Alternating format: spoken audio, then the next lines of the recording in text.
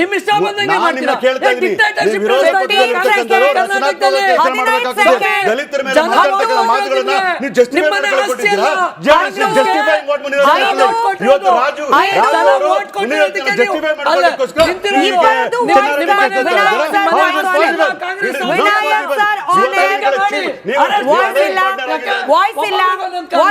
ಇಬ್ರದು voice ಇಲ್ಲ. ವಿನಾಯಕ್ ಅವ್ರು ಮಾತ್ರ, ಆನರಲ್ ವಿನಾಯಕ್ ಅವ್ರು ಮಾತ್ರ. ಯಾದವ್ ಜಿ, ಯಾದವ್ ಅವರು, ರಾಜಗೌಡ, ರಾಜಗೌಡ ಯಾದವ್ ಜಿ ವಾಯ್ಸ್ ಇಲ್ಲ, ಯಾದವ್ ಅವರೇ ವಾಯ್ಸ್ ಇಲ್ಲ. ಆಯ್ತು ರಾಜಗೌಡ್ರೆ, ಗಂಟ್ಲು ಶೋಷಣೆ ಮಾಡ್ಕೋಬೇಡಿ, ಗಂಟ್ಲು ಶೋಷಣೆ ಮಾಡ್ಕೋಬೇಡಿ, ನಿಮ್ ವಾಯ್ಸ್ ಹೋಗ್ತಿಲ್ಲ. Yadav ji, your voice is not going on air ಇಲ್ಲ. ವಿನಾಯಕ್ ಅವ್ರು ಮಾತ್ರ ಆನರ್, ವಿನಾಯಕ್ ಅವ್ರ ವಾಯ್ಸ್ ಮಾತ್ರ ಆನರ್, ವಿನಾಯಕ್ ಅವ್ರ ವಾಯ್ಸ್ ಮಾತ್ರ ಆನರ್. ಇಲ್ಲಿ ನೋಡಿ ನೋಡಿ ದಲಿತ ಸಂಘರ್ಷ. ರಾಜಗೌಡ್ರೆ, ಯಾದವ್ ಜಿ, ಯಾದವ್ ಜಿ, ಯಾದವ್ ಜಿ ಇರಿ, ರಾಜಗೌಡ್ರೆ ಇರಿ, ರಾಜಗೌಡ್ರೆ ಇರಿ.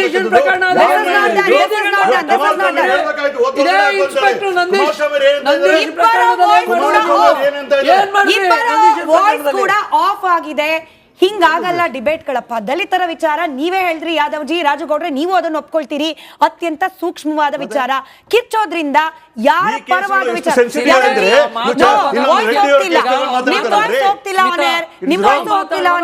ವಿನಾಯಕ್ ಅವ್ರು ಮತ್ತೆ ಮತ್ತೆ ರಿಕ್ವೆಸ್ಟ್ ಮಾಡ್ಕೊಳ್ತಿದ್ದೀನಿ, ಒಬ್ರು ಮಾತನಾಡುವಾಗ ಕೇಳಿಸ್ಕೊಳ್ಳೋ ಸಹನೆ ಇನ್ನೊಬ್ರಿಗೆ. ವಿನಾಯಕ್ ಅವರೇ, ಲೋಕಸಭಾ ಎಲೆಕ್ಷನ್ಗೂ ಬಾಯಿಗೆ ಬಂದಂಗೆ ಬೈಯೋದಕ್ಕೂ ರೇಪ್ ಕೇಸ್ಗೂ ಕನೆಕ್ಷನ್ ಹೆಂಗ್ ಕೊಟ್ಟು ಮಾತನಾಡ್ಲಿಕ್ಕೆ ಸಾಧ್ಯ? CT ರವಿ ಅಂತ ನಾಯಕರು ಹಿಂಗೆ ಒಂದಕ್ಕೊಂದು ಲಿಂಕ್ ಮಾಡಿ ಮಾತನಾಡ್ತಾರೆ ಅಂತಂದ್ರೆ ಪಕ್ಷದ ಕ್ರೆಡಿಬಿಲಿಟಿ ಬಗ್ಗೆ ಪ್ರಶ್ನೆಗಳು ಬರೋದಿಲ್ವಾ?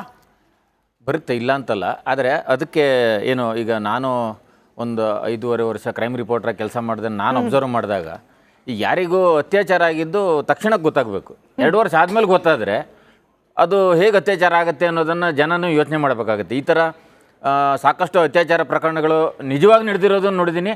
ಈ ಥರ 2 ವರ್ಷ ಆದಮೇಲೆ, 3 ವರ್ಷ ಆದಮೇಲೆ, 6 ತಿಂಗಳಾದಮೇಲೆ ಒಂದು expiry date, there should be some expiry date. ಇಷ್ಟ್ರ ಮೇಲೆ ನಾನು ಕೇಸ್ ಕೊಡೋಕ್ಕಾಗಲ್ಲ. ಅಷ್ಟರ ಒಳಗಡೆ ಕೇಸ್ ಕೊಡಬೇಕು ಅಂತಿದ್ರೆ. ಈಗ ನನ್ಗೆ ಗೊತ್ತಿರೋಂಗೆ ಅವರು 2002ರಿಂದ 2022, ಈಗ 24 ಬಂದಿದೆ. 24ರಲ್ಲಿ ಬಂದು ಕೇಸ್ ಕೊಡ್ತಾ ಇದ್ದಾರೆ ಅಂದರೆ ಸಹಜವಾಗಿ ಜನರಿಗೆ ಅನುಮಾನ ಬಂದೇ ಬರುತ್ತೆ. ಈಗ 2 ವರ್ಷ ಆಗಾದ್ರೆ ಅವ್ರಿಗೆ ಗೊತ್ತಾಗಿಲ್ವಾ ನನ್ನ ಮೇಲೆ ಅತ್ಯಾಚಾರ ಆಗಿದೆಯಾ ಇಲ್ವಾ ಅಂತ ಅಲ್ವಾ? ಅನುಮಾನ ಬಂದೇ ಬರುತ್ತೆ. ಇದು ಅಷ್ಟೇ, ಅವರು ಮಾತಾಡಿ ತಪ್ಪೋ ಸರಿನೋ, ದಟ್ ಈಸ್ ಡಿಫರೆಂಟ್ ಡಿಬೇಟ್. ನನ್ನ ಪ್ರಶ್ನೆ ಏನು ಅಂತಂದರೆ, ಜೂನ್ದಲ್ಲಿ ಅಥವಾ ಜುಲೈದಲ್ಲಿ ಆಗಿದ್ರೆ ಇನ್ಸಿಡೆಂಟ್ ಅವ್ರು ಮಾತಾಡಿದರೆ, ಆಗಸ್ಟು ಸೆಪ್ಟೆಂಬರ್ ತನಕ ಯಾಕೆ ಬಂತು? ಇಮಿಡಿಯೇಟಾಗಿ ಕಂಪ್ಲೇಂಟ್ ಕೊಡ್ಬೋದು. ಈಗ ನನ್ನ ಮೇಲೆ ಯಾರಾದರೂ ನನಗೆ ಬೈದರೆ, ಇಲ್ಲ ನನಗೆ ಹಲ್ಲೆ ಮಾಡಿದರೆ, ನಾನು ಇಮಿಡಿಯೇಟಾಗಿ ಕಂಪ್ಲೇಂಟ್ ಕೊಡ್ತೀನಿ. ನಾನು 2 ತಿಂಗಳ ಬಿಟ್ಟು ಹೋದಾಗ ಸಹಜವಾಗಿ ನೋಡೋರಿಗೆ ಅನುಮಾನ ಬರುತ್ತೆ. 2 ತಿಂಗಳ ಏನು ಮಾಡ್ತಾಯಿದ್ರು ಅವರು? ಯಾಕೆ ಕಂಪ್ಲೇಂಟ್ ಕೊಟ್ಟಿಲ್ಲ 2 ತಿಂಗಳಲ್ಲಿ? ಅಥವಾ ಈ ನಡುವೆ 2 ತಿಂಗಳಲ್ಲಿ ಏನು ಬದಲಾವಣೆ ಆಯಿತು ಅನ್ನೋವಂಥ ಒಂದು ಪ್ರಶ್ನೆ ಸಹಜವಾಗಿ ಜನರಲ್ಲಿ ಬಂದೇ ಬರುತ್ತೆ. ಆಮೇಲೆ ಸರ್ಕಾರ ಕೂಡ ಯಾವ ಕೇಸಲ್ಲಿ ಯಾವ ಥರ ನಿರ್ಧಾರಗಳನ್ನು ತಗೊಳುತ್ತೆ, ಅದರ ಮೇಲೆ ಸರ್ಕಾರ ಎಷ್ಟು ಇಂಪಾರ್ಷಿಯಲ್ ಆಗಿದೆ ಅನ್ನೋದನ್ನು ತೋರಿಸುತ್ತೆ ಯಾವಾಗಲೂ. ಈಗ ಅದು ಈ ಸರ್ಕಾರ ಅಂತಲ್ಲ, ಎಲ್ಲ ಸರ್ಕಾರಗಳು ಅವರವ್ರ ಪಾರ್ಟಿಯವ್ರ ಬಗ್ಗೆ ಸಾಫ್ಟ್ ಕಾರ್ನರನ್ನು ಇಟ್ಕೊಂಡೇ ಬಂದಿದೆ ಇವತ್ತಿನವರೆಗೂ. ಹೇಳೋದಕ್ಕೆಲ್ಲ ಪ್ರಜಾಪ್ರಭುತ್ವ ಅಂತಾರೆ, ಬಟ್ ಎಲ್ಲರೂ ಅವರವ್ರ ಸಾಫ್ಟ್ ಕಾರ್ನರ್ ಇಟ್ಕೋತಾರೆ. ಆವಾಗಲೇ ಜನರಿಗೆ ಸರ್ಕಾರದ ಕ್ರಮಗಳ ಬಗ್ಗೆ ಮತ್ತು ಸರ್ಕಾರದ ನೀತಿಯ ಬಗ್ಗೆ ಜನರಿಗೆ ಅನುಮಾನ ಬರೋದು ಆವಾಗಲೇ. ಏನು ಅಂತಂದರೆ, ಒಬ್ರಿಗೆ ಒಂದು ರೂಲ್ಸು, ಇನ್ನೊಬ್ರಿಗೆ ಇನ್ನೊಂದು ರೂಲ್ಸು ಆದಾಗ ಅನುಮಾನ ಬರುತ್ತೆ. ಈಗ ಇನ್ಸ್ಪೆಕ್ಟರ್ ಪ್ರಕರಣ ಆಯಿತು, ದಯವಿಟ್ಟು ಎಕ್ಸಾಂಪಲ್ ಕೊಡಿ.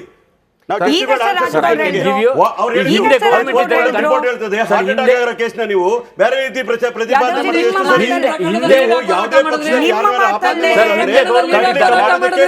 ಇವತ್ತು ನಾನು ಕೇಳ್ತಾ ಇರ್ತಕ್ಕಂಥ ಮುನಿರತ್ನ ಅವ್ರ ಕೇಸ್ನ ಸ್ಪೆಸಿಫಿಕ್ ಆಗಿ ಮಾತಾಡ್ತಾ ಇದ್ದೀವಿ. ಮಹಿಳೆ ಕೊಟ್ಟಿರ್ತಕ್ಕಂಥ ಸತ್ಯನೋ ಸುಳ್ಳು ಅಂತಕ್ಕಂಥದ್ದು ತನಿಖಾಧಿಕಾರಿ ತೀರ್ಮಾನ ಮಾಡಬೇಕು. ಆದ್ರೆ ಮಹಿಳೆಯನ್ನು ಅನುಮಾನವಾಗಿ ನೋಡ್ತಕ್ಕಂಥದ್ದು ನಮ್ಮ ನಿಮ್ಗೆ ಶೋಭೆ ತರ್ತಕ್ಕಂಥದ್ದಲ್ಲ. Let the law take its course of action ಅಂತ ಹೇಳ್ತಾ ಇದ್ದೀವಿ. ನಾವ್ಯಾರು ಜಡ್ಜ್ಮೆಂಟ್ ಮಹಿಳೆಯರ ಬಗ್ಗೆ ಯಾದವ್ ಜಿ ಅನುಮಾನ ಅಂತ ಹೇಳಿ ಯಾವಾಗ ಬರುತ್ತೆ ಗೊತ್ತಾ? ನೋಡಿ, ವಾಲ್ಮೀಕಿ ಇಲ್ಲ ಸಹಜವಾಗಿ ಬರೋ ಅನುಮಾನದ ಬಗ್ಗೆ ವಿನಾಯಕ್ ಅವರು ಪ್ರಸ್ತಾಪ ಮಾಡಿದ್ರು, ರಾಜು ಅವರು ಪ್ರಸ್ತಾಪ ಮಾಡಿದ್ರು. ನೋಡಿ, ವಾಲ್ಮೀಕಿ ಹಗರಣದ ಬಗ್ಗೆ ಅಷ್ಟುದ್ದ ಕಂಪ್ಲೇಂಟ್ಗಳು, ಅಲ್ಲೂ ಕೂಡ ಒಂದು ವ್ಯಕ್ತಿ ಆತ್ಮಹತ್ಯೆ ಆಗಿ ಹೋಗುತ್ತೆ. ಆದ್ರೆ ನಾಗೇಂದ್ರ ಅವರನ್ನ ಕನಿಷ್ಠ ವಿಚಾರಣೆ ಕರೆಸೋದ್ರಲ್ಲಿ ವಿಳಂಬ. ಪ್ರಜ್ವಲ್ ರೇವಣ್ಣ ಅವ್ರ ಮೇಲೆ ಬರುತ್ತೆ, ಆಯ್ತಾ, ರೇವಣ್ಣ ಅವರನ್ನ ಅರೆಸ್ಟ್ ಆಗುತ್ತೆ.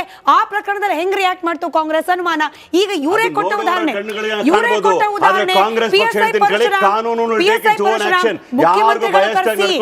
ಮುಖ್ಯಮಂತ್ರಿ ಸಿದ್ದರಾಮಯ್ಯನವರು ಕರೆಸಿ ಊಟ ಹಾಕ್ತಾರೆ ಚಿನ್ನಾರೆಡ್ಡಿ ಅವರನ್ನ. ಅವ್ರ ಮೇಲೆ ಒಂದು ಎನ್ಕ್ವೈರಿ ಆಯ್ತಾ, ಪ್ರಶ್ನೆಗಳು ಹುಟ್ಟುತ್ತೆ. ನಾನು ಸಾರಿ ಮೂರ್ತಿ ಸರ್ನ ಕೇಳ್ತೀನಿ. ಈಗ ಅವ್ರು ಬೈದ್ರು ಅನ್ನೋ ಆರೋಪ, ಇವ್ರು ಅರೆಸ್ಟ್ ಮಾಡಿದ್ರು ಬೇಗ ಬೇಗ ಅನ್ನೋ ಆರೋಪ ಸರ್. ಕಾಳಜಿ, ದಲಿತರ ಬಗ್ಗೆ ಕಾಳಜಿ, ದಲಿತರಿಗೆ ಮಾಡಿದಂಥ ಆ ಅವಹೇಳನ, ಅದ್ರ ಬಗ್ಗೆ ನಿಜವಾಗ್ಲೂ ಕೂಡ ಯಾರಿಗಾದ್ರೂ ಒಂದು ಮನಸ್ಸಿಗೆ ಬೇಜಾರಾಗಿದ್ದು ಅಥವಾ ಹಿಂಗಾಗಬಾರ್ದಾಗಿತ್ತು ಅಂತ ಹೇಳಿ ಅದನ್ನ ವಿರೋಧಿಸಿ ಮಾತನಾಡೋ ನಿಜವಾದ ಕಾಳಜಿ ಯಾವ ಪಕ್ಷದಲ್ಲಿ ಕಾಣ್ತಿದೆ ಸರ್? ರಾಜ್ಯದಲ್ಲಿ 3 ಪಕ್ಷಗಳೀಗ ಮುಂಚೂಣಿಲಿದ್ದಾವೆ. ಕಾಂಗ್ರೆಸ್ಸು, BJP, ಜನತಾದಳ. ಈ 3 ಪಕ್ಷದಲ್ಲೂ ಕೂಡ ರಾಜಕೀಯದ ತರಾತುರಿ, ರಾಜಕೀಯದ ಆಕ್ರೋಶ, ಮೈ ಮೇಲೆ ಏನೋ ಬಂದಂಗೆ ಆಡ್ತಾರೆ. ಯಾಕಂದರೆ ಮೌಲ್ಯಾಧಾರಿತ ರಾಜಕಾರಣ ಸತ್ತೋಗಿದೆ, ಎಲ್ಲ ಭ್ರಷ್ಟ ರಾಜಕಾರಣಿಗಳು. ಆಮೇಲೆ ಇದು ಈ ಮುನಿರತ್ನ ಅನ್ನೋಂಥ ಅತ್ಯಂತ ಕೊಳಕು ಮನಸ್ಥಿತಿಯ, ಅದನ್ನು ವಿಡಿಯೋ ಕೇಳೋಕ್ಕೆ ಆಗಲ್ಲ, ಅಷ್ಟು ಕೆಟ್ಟದಾಗಿ ಪರಿಶಿಷ್ಟ ಜಾತಿಯವ್ರನ್ನ, ಸೊಳ್ಳು ಕಾಸ್ಟ್ನವ್ರಿಗೂ ನಿಂದನೆ ಮಾಡಿ ಅತ್ಯಂತ ಕೀಳಾಗಿ ಮಾತಾಡ್ತಾನೆ. ಅದನ್ನು ಕೇಳಿಸ್ಕೊಂಡು ನೋಡಿ. ಜೊತೆಗೆ HIV ಏಡ್ಸನ್ನು ಇಂಜೆಕ್ಟ್ ಮಾಡ್ತಾನೆ ಅಂತ ಈಗಾಗಲೇ ಕೇಸ್ ರಿಜಿಸ್ಟರ್ ಆಗಿದೆ.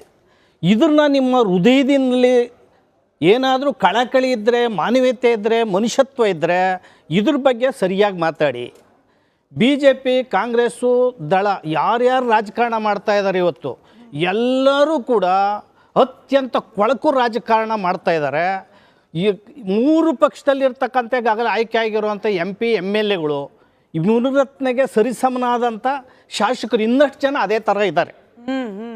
ಅದೇ ಥರ ರಾಜಕಾರಣಿಗಳು, ಈ ಉಡಾಪೆಗಳು ಬಂದ್ಬಿಟ್ಟಿದ್ದಾರೆ. ಆದ್ದರಿಂದ ಇವರಿಗೆ ಪರಿಶಿಷ್ಟ ಜಾತಿಯವರು ಅರ್ಥ ಆಗಲ್ಲ, ಮಹಿಳೆಯರು ಅರ್ಥ ಆಗಲ್ಲ, ಅಸಮಾನತೆ ಅರ್ಥ ಆಗಲ್ಲ, ಮತ್ತು ಮೇಲು ಕೀಳು ಅರ್ಥ ಆಗಲ್ಲ. ಆ ಕಾರಣದಿಂದ ಸಮಾಜನ ತೊಳೆದು ಗುಡಿಸಿ ಸಾರಿಸ್ಬೇಕಾಗಿರೋವಂಥದ್ದು ಮಾಧ್ಯಮಗಳು, ವಿಚಾರವಂತರು, ಬುಜ್ಜಿಗಳು, ಜ್ಞಾನಿಗಳು ಮತ್ತು ಯುವಕರು ಮುಂಚೂಣಿಗೆ ಇವತ್ತು ಬರಬೇಕಾಗಿದೆ. ನಿಮ್ಮ ಮನಸ್ಸಿನಲ್ಲಿ ಅತ್ಯಂತ ಒಳ್ಳೆಯ ಮನಸ್ಥಿತಿಯನ್ನು ನೀವು ತುಂಬಿಕೇಳಿ, ಮಾನವೀಯತೆಯನ್ನು ತುಂಬಿಕೇಳಿ. ಪರಿಶಿಷ್ಟ ಜಾತಿಯವ್ರ ಮೇಲೆ ರಾಜ್ಯದಲ್ಲಿ ನಡೆದಿರುವಂಥ ಅನೇಕ ಪ್ರಕರಣಗಳು ಏನು ನಡೆದಿದ್ದಾವೆ, ಅತ್ಯಂತ ಹೀನಸ್ಸು. ಮಹಿಳೆಯರ ಮೇಲೆ ನಡೆದಿರೋ ಅತ್ಯಾಚಾರ, ಪರಿಶಿಷ್ಟ ಜಾತಿಯವ್ರ ಮೇಲೆ ನಡೆದಿರೋ ದೌರ್ಜನ್ಯಗಳಲ್ಲಿ 1.6% ಮಾತ್ರ ಶಿಕ್ಷೆಯಾಗಿದೆ. ಉಳಿದವರೆಲ್ಲ ಬಿಡುಗಡೆ ಆಗಿದ್ದಾರೆ. ದೇಶದಲ್ಲಿ 3.6% ಮಾತ್ರ ಶಿಕ್ಷೆ ಆಗಿದೆ, ಉಳಿದವರೆಲ್ಲ ಬಿಡುಗಡೆ ಆಗಿದ್ದಾರೆ. ಕಂಬಾಲ್ಪಲ್ಲಿಲಿ ಹತ್ಯಾಕಾಂಡ ಮಾಡಿದಂಥವ್ರು ಹಾಡೋಗಲೇ, ಬೆಂಡಿಗೇರಿಯಲ್ಲಿ ಮಲ ತಿನ್ನಿಸಿದಂಥವ್ರು, ಗಿಣಿಗೇರಿ, ಮೆದಕನಾಳ, ನರಸ್ಲಗಿ ಮತ್ತು ಹೊರರಾಜ್ಯದಲ್ಲಿ ನಡೆದಂತಹ ಕರಂಚೋಡು, ಕಾಕಿನಾಡು, ಬೆಲ್ಚಿ ಇವೆಲ್ಲ ಬಿಡುಗಡೆ ಆಗಿದ್ದಾರೆ. ಇದ್ರ ಬಗ್ಗೆ ನೀವು ರಾಜಕಾರಣಿಗಳು ಅಥವಾ ರಾಜಕೀಯ ಮಾಡೋವಂಥ ಜನ ಯೋಚನೆಯನ್ನು ಮಾಡಬೇಕಾಗಿದೆ. ಮುನಿರತ್ನ ಅಂತ ಕೆಟ್ಟುಳನ ಡಿಫೈನ್ ಮಾಡೋದು ಬಿಡ್ರಿ, ಮತ್ತೊಂದು ಪ್ರಕರಣ ಕಂಪೇರ್ ಮಾಡೋದು ಬಿಡ್ರಿ. ಆ CT ರವಿ ಅಂತ ಮನುಷ್ಯ ಮಾತಾಡ್ತಾನೆ, ಪ್ರೂವ್ ಆಗಲಿ, ಇದೇನದು ನಡೆದದ ನೋಡಲಿ. ನಮ್ಮ ಅಶೋಕು ಅದ್ಯಾಕೆ ಆ ಥರ ಆಗಿಬಿಟ್ರೋ ಪಾಪ, ಅವರು ಇದೇ ಥರ ಮಾತಾಡ್ತಾರೆ. ನೀವು ಮಾತಾಡೋ ರೀತಿ, ಪರಿಶಿಷ್ಟ ಜಾತಿಯವ್ರ ಮೇಲೆ ಈ ರೀತಿ, ಅಥವಾ ಒಕ್ಕಲಿಗ ಸಮಾಜಕ್ಕೆ ನೀವು ಮಾತಾಡಿರೋಂಥ ರೀತಿ ಆತ, ಇದ್ರ ನೋಡಿ ನೀವು ಡಿಬೇಟ್ ಮಾಡಬೇಕು, ಮಾತಾಡಬೇಕು, ಮತ್ತೆ ಚರ್ಚೆ ಮಾಡಬೇಕು. ಸಮಾಜ ಅಲ್ಲ ಮೂರ್ತಿ ಸರ್, ನಾನು ಶುರುವಲ್ಲಿ ಹೇಳಿದ್ದು ಅಂದ್ರೆ ನಾವು ದಲಿತರ ಪರ ಅನ್ನೋದು ರಾಜಕೀಯ ಲಾಭ ಕೊಡೋ ಸ್ಟೇಟ್ಮೆಂಟ್ ಅನ್ನೋದು ಬಿಟ್ರೆ, ಪರಿಶಿಷ್ಟ ಜಾತಿಯವ್ರನ್ನ ಓಟಿನ ರಾಜಕಾರಣಕ್ಕೆ ಬಳಸ್ಕೊಳಕ್ ಶುರು ಮಾಡಿಬಿಟ್ಟಿದ್ದಾರೆ. ಅವ್ರನ್ನ ಕೂಡಿಸಿ ಅವ್ರನ್ನ ಇನ್ನ ಅಂಧಾಕಾರದಲ್ಲಿ ಕೆಡವಿ ಮುಗ್ಧರನ್ನಾಗಿ ಮಾಡಿ